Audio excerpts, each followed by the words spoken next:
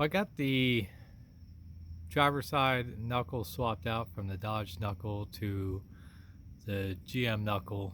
I was able to make the tie rod level. I wanted a dual steering stabilizer, but I guess they don't make it for a Dana 60. I ordered one kit and it only lets you use one shock. Uh, so I ended up sending it back. Then I ended up getting another kit from Skyjacker, and from what I looked on the internet, there is no dual steering stabilizer for a Dana 60. Uh, I kept searching, I couldn't find it, so I went ahead and ordered this kit. I ordered it for a K30, but I guess it's only listing a K10 or a K20 is what this will fit. So what I did to get this to fit on a 60,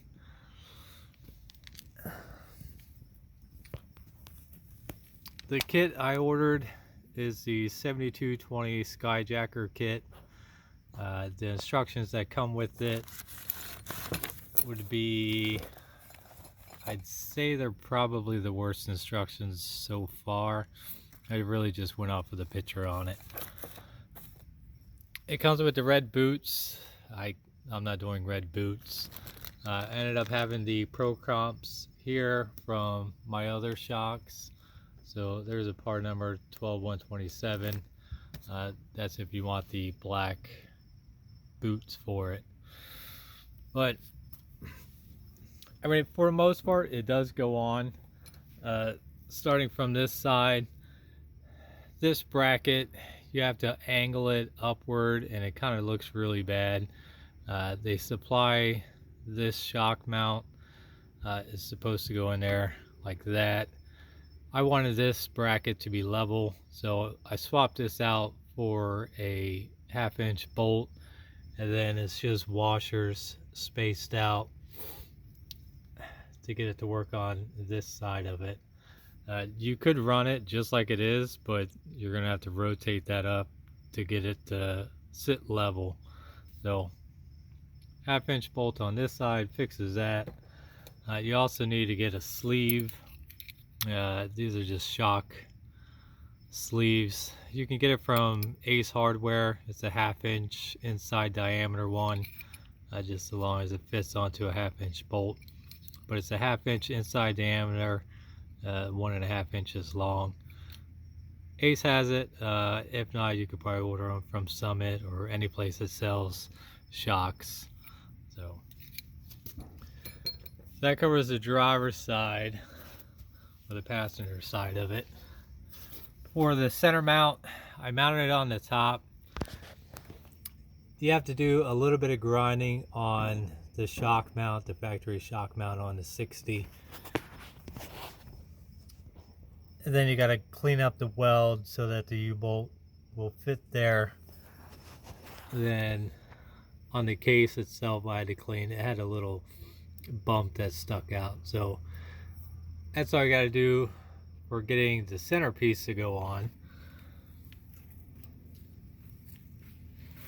Then this is the bracket system.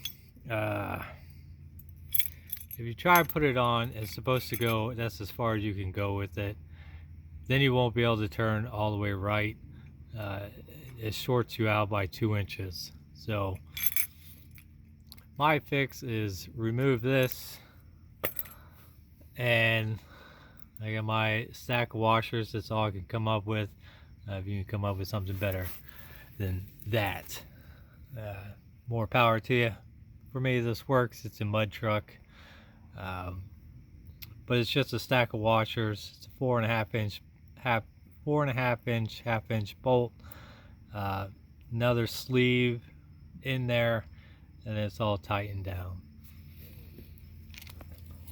I wanted the dual steering stabilizer look, so that's what it looks like. I get full turn left and right. The boots don't get bound up on there. The boots are just kind of pulled onto the shock body, and that's it. It gives me the dual steering stabilizer look. that I wanted on the 60, so that completes that. Motors all together, aluminum heads are on there. I ended up getting the new style Edelbrock carburetor for it. Definitely a lot better than the old style Edelbrocks on there.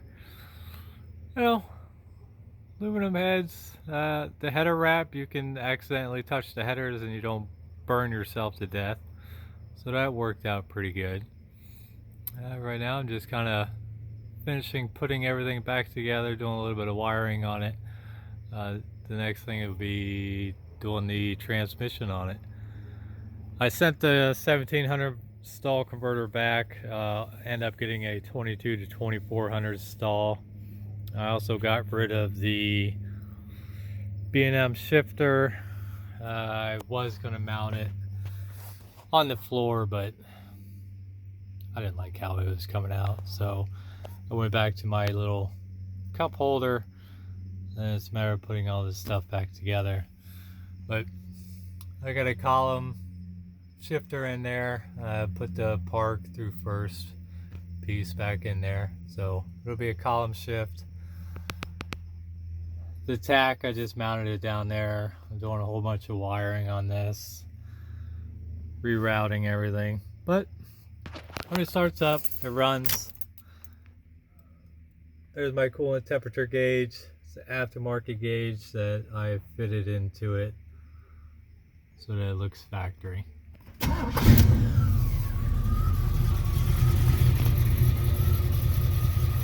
But so far, no issues with the aluminum heads that came on that Firebird, or came in the back of the Firebird parts car.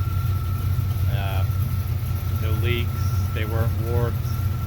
I ended up taking the roller rockers off of the iron heads, swapping them to this.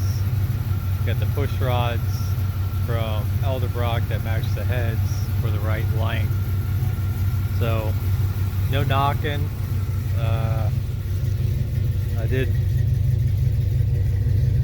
the best that I could do on, checking everything out. So, as of right now, that's what it sounds like. RPM is at 750. It's kind of for now set up, but I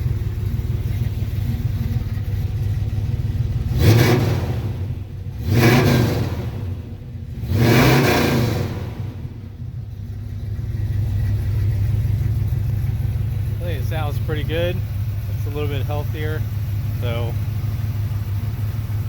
that's my update. A little bit at a time. That's it.